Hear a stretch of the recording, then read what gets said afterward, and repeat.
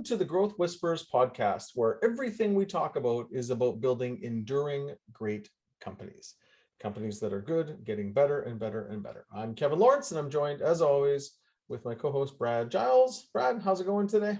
Cracking. It is absolutely cracking. I'm doing really, really good today. I had a good ride this morning out in the sunshine, like a 40 or 50 kilometer push bike ride. Very good. Yeah, once you get a bit of exercise, it's quite nice. I'm good. And how are you, Kev? I'm doing great. Yeah, just up in the interior of our province where it was beautiful and sunny, and got out on the lake, and it was wonderful. Had to come back down to the mainland today, but there's good things in the mainland too. But it was one of those just amazing day, and things are good and ready for the new season, kicking things off for the year or for this version of the year. So yeah, it's doing great. So word of the day, Brad, what do you got for us today? Confidence. So I'm talking to a sales manager yesterday, and this sales manager, we could do a whole episode on this, but this sales manager likes to set stretch targets, these big, huge numbers that one of those people love. People really get so excited in a moment. And we're going to get so pumped and never, ever achieves it. And so I was sitting down with the CEO and the sales manager, and the sales manager was defending why he needs to have these big, huge set stretch targets. And I said, it's about confidence. I said, you can say that about your team, but sure, you don't hit it once, twice, but there's shareholders, there's a board, and there's a whole team there, and people, it's like the boy who cried wolf. People don't believe what you're saying, and therefore there's no point in the whole process after a while. No. And worse, the people around you don't believe it, but neither do you. Your team starts to lose confidence in themselves because they feel like a constant failure. I used to be a stretch target guy. I grew out of it. I got smarter. It's a juvenile, ignorant thing to do. Pardon my brutalness. It's a bad idea. No, I don't see any value in a slight stretch, but not like we're gonna conquer the mountain stretch. And that's why the word is you got to have confidence in your build numbers. Confidence from continual achievement. Yeah. It's interesting. Someone I know that was on their way to being an Olympic athlete. In the end, they didn't get all the way, but they were talking about. We talked about this in a previous episode. The rule of 50 is that when you learn a maneuver, they had to do it 50 times in a row perfectly. Then in their mind, they had it. But if they could not do the exact maneuver 50 times in the row, then they had to go back and practice more. They hadn't mastered the skill. Yeah. But imagine consistently doing the same thing 50 times gives you massive confidence. And I love that. And stretch targets often destroy it most of the time. Like I said, we could do a whole episode on that. But what I'm really interested in is we should do an episode. What's your word? Mine's trust. Oh, similar again. Same as it is. Week. It's different. And it's about ongoing working with people in work or life, and that we begin, whether it's a brand or a person, you begin to trust. And when you have trust, you don't have to think much.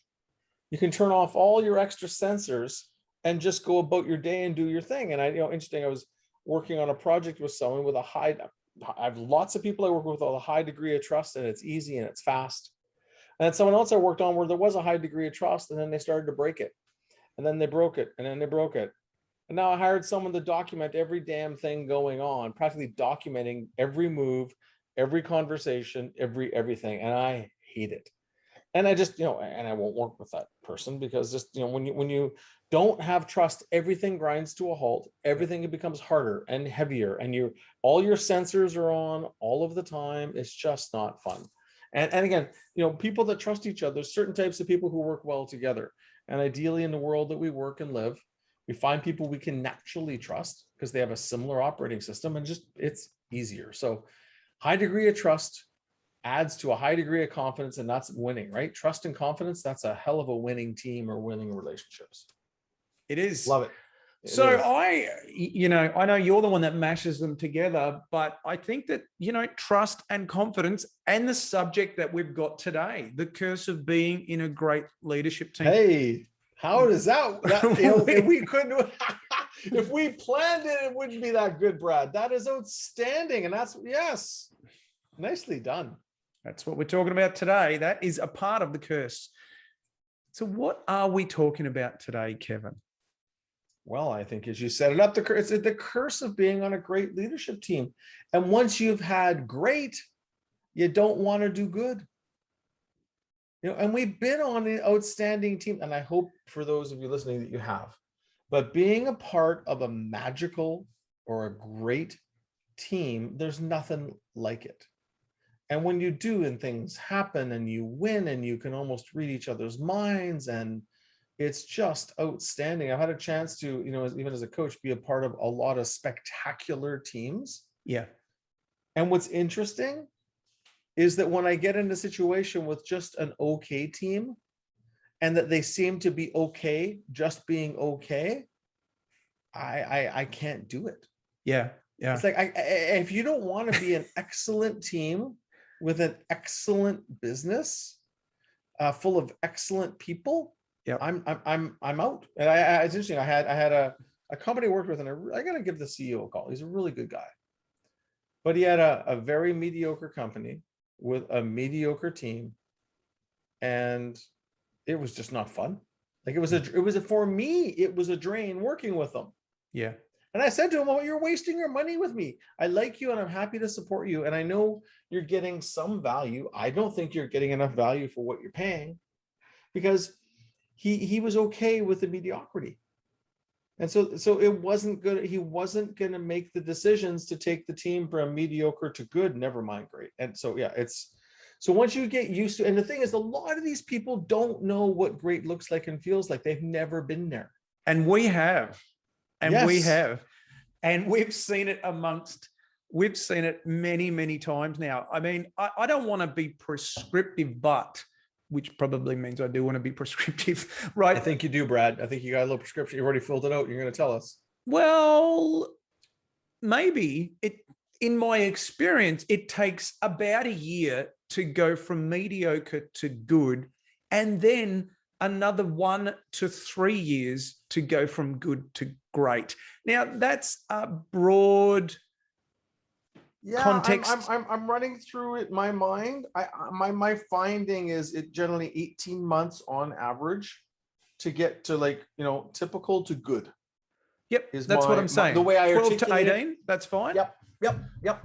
And to like good to very good. And there's a lot of things that have to be dialed in. But then it's 1 to 3 years after that where you're going from a good to a great. And the other thing about being in a great leadership team is that there's momentum. Growth is good, but momentum is awesome. Momentum, you get a sense that the flywheel is really spinning up. And it's a visceral feeling that you get in those teams that is just amazing. But you can't engage a leadership team coach or consultant and expect that to happen in 6 months. But here's the thing, the people who go on that journey sometimes don't get to appreciate the quantity of difference that is there between when they were typical at the beginning and 3, 4, 5, whatever years later, they don't ever stop and say, or sometimes they don't stop and say, well, there are 250 things that are different from before. But they don't know. They don't know. They're like the story of the frog in a pot of water, right? It's like, if you want to make frog soup, you put a live frog in a pot of water and you just turn up the temperature over a period of time, tiny bit after tiny bit after tiny bit, and the frog won't jump out. If you drop that frog into a pot of boiling water, it's going to instantly jump out if it can. But as you gradually turn up the temperature, it doesn't realize, and please don't go and do this. This is a metaphor, everyone. This is not a science experiment that we're recommending. Do not hurt any live animals, please, or amphibians. But it's just gradually turning up the temperature, and you don't realize how much you've changed and grown. I have one firm I've worked with for close to 20 years, and they became great well more than a decade ago. And we just keep dialing it. And I remind them every meeting. Actually, one of my team members just ran their meeting last week. And it went really well, I heard, which is awesome to hear. But I keep reminding them how damn good they are, because they don't know. I see inside all these other companies, they like from clarity of strategy, strong execution, financial reporting, succession planning, culture. I mean, look at, they're running 91% A players, for gosh sakes. Like, you know, like, and industry leading profitability at almost every window you look through, they're outstanding, and they don't even, it's like they don't even know it. I got to remind them, because they don't know. Well, it's the new normal. It's the new normal for them. And yes. And here's the thing that I've noticed, at least a few occasions, I've seen executives leave the leadership team to go and work at another business, and then had a conversation with them, and they're just like, I can't believe that what is happening at this business. And I'm like, no, what you've done is you've stepped back into the real world, and you're realizing that this is how most businesses run. Yeah, all you got to do is go in, you know, your favorite restaurant that you love, for those of you that are able to go to restaurants right now, your favorite restaurant that you love, and you know, and it's great.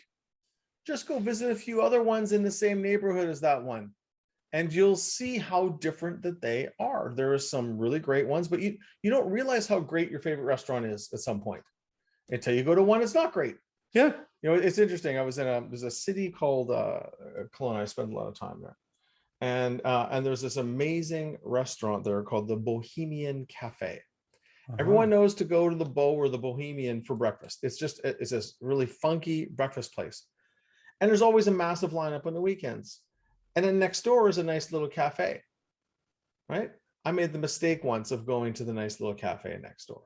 You know, if the Bohemian is like a 9 out of 10, the cafe next door with no line, it was about a 2.5.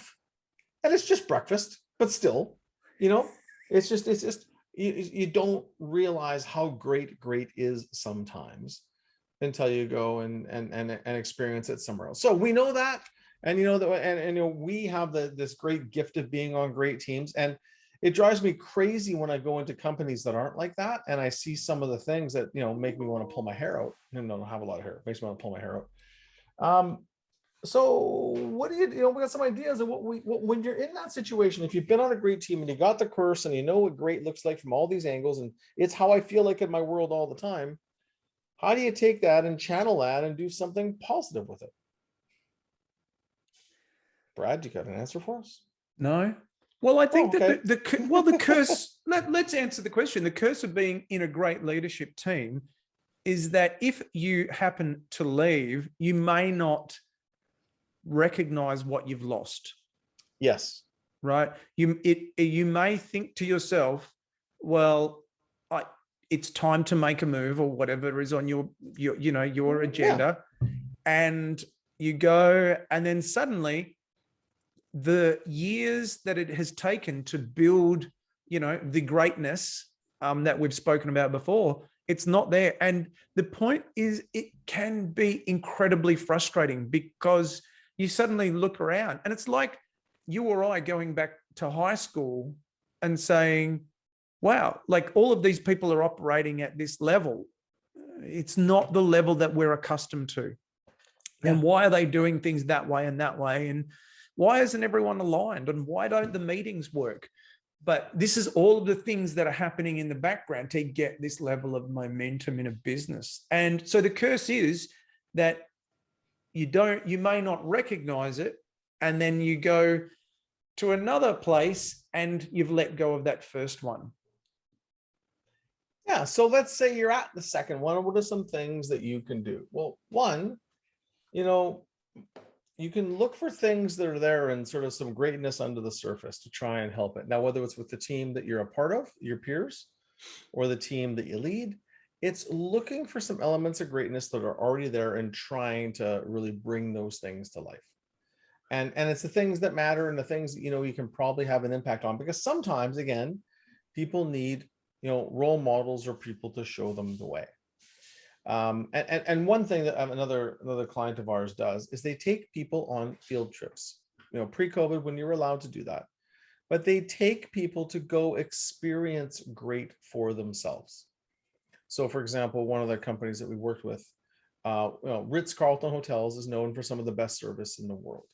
So we held our meeting at a Ritz-Carlton with the request that the general manager would come talk to us about how he runs the hotel and why the Ritz-Carlton is successful as the Ritz-Carlton, what they do.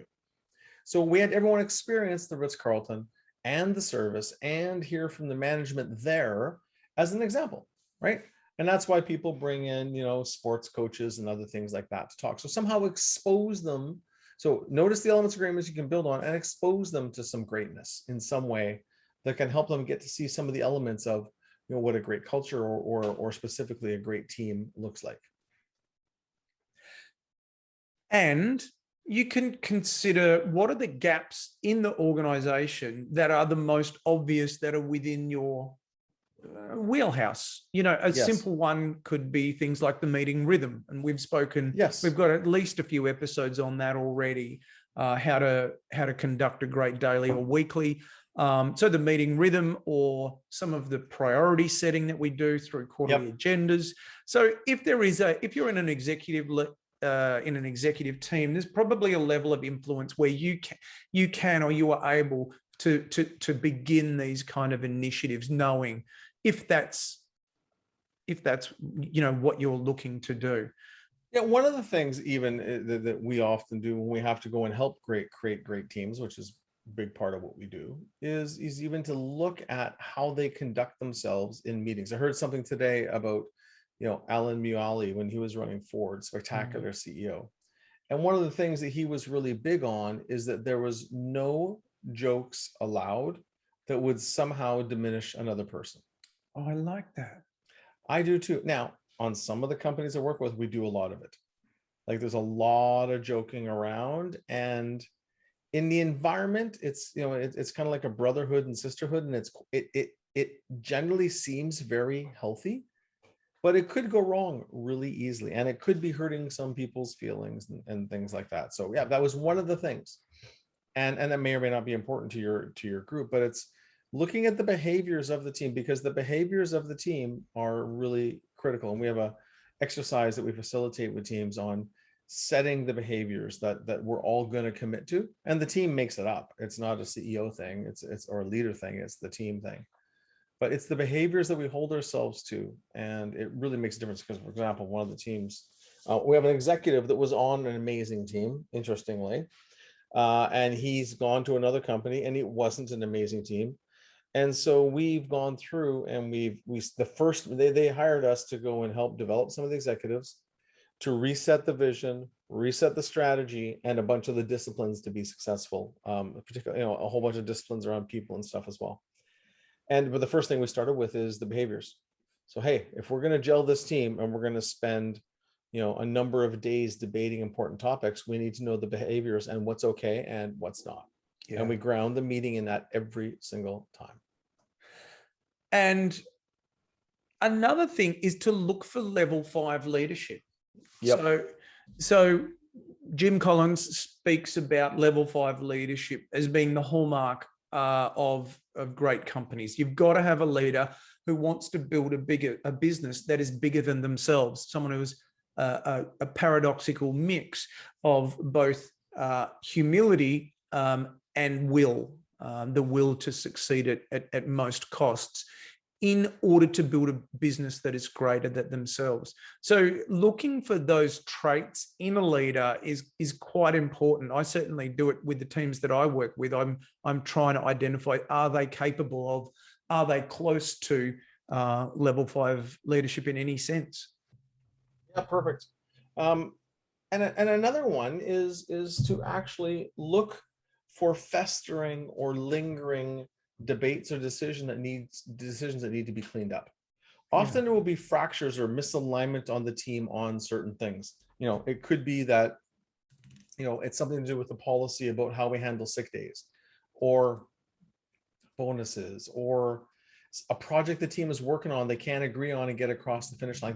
There's often stuck or built up stuff in teams that often need to get debated, agreed to, and moved on, so you can kind of dissolve this kind of lump that's in the system. Yeah, because people don't know what they don't know. If they've never been in a great leadership team, they don't know A, what it looks like, and B, how to get there. So if you've been there before, the opportunity is to start to lead the way. Yeah. And clean up all those loose ends that are in the way. And the final thing is on the thinking here is like just leading by example. If people know what on great teams, people help out and support each other, right? There's a number of things that great teams do. People on teams make sure that when things go wrong, they debate to try and fix it, not to blame a person and stick it in someone's face. And on great teams, people do things like pull each other aside, like, hey, how can I help you with that? Versus, making fools of people in meetings or undermining people or things like that. That's a great point. So for the executives, one of the really good questions is the executive team your number one team, or Yes. is your individual business unit your number one team? And obviously the goal here is to have the leadership team as your number one team.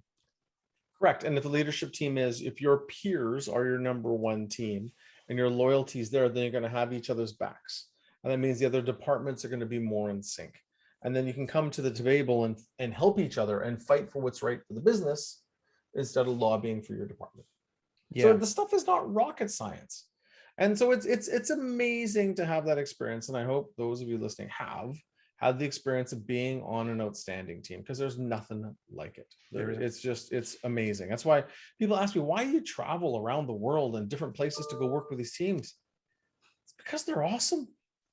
Like, they're awesome people doing great things, not perfect, but awesome. And they're and continually getting better. It's very inspiring, almost addictive sometimes. It's so powerful.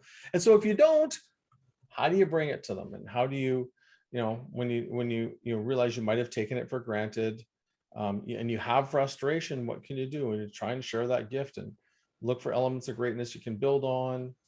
Look for level 5 leadership that can be enhanced. Lead by example, make it your number one team. Just look for ways to help people to see it and have them visit it and be in the middle of it. Awesome. So the curse of being in a great leadership team is that you can't unlearn what you've learned, and you, due to human nature, may not fully appreciate simply what great looks like at that point. And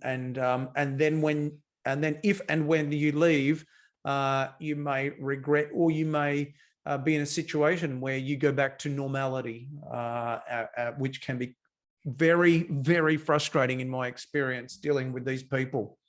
Yes. What a good chat. What a good chat today. The curse of being in a great leadership team. You've done the summary there, Kevin, so that's good.